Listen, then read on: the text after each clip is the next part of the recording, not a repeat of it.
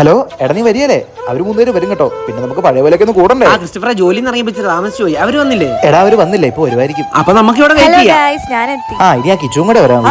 നിങ്ങൾ കുറെ നേരം വന്നിട്ട് ഒരു മീറ്റിംഗ് ഉണ്ടായിരുന്നു, അതാ താമസിച്ചത്. അതൊന്നും കുഴപ്പമില്ലടാ, നിനക്ക് വരാൻ തോന്നിയല്ലോ. എടാ വാടാ, നമുക്ക് പോകുന്നതിന് മുന്നേ ഒരു സെൽഫി എടുക്കാം. വാ വാ വാ വാ.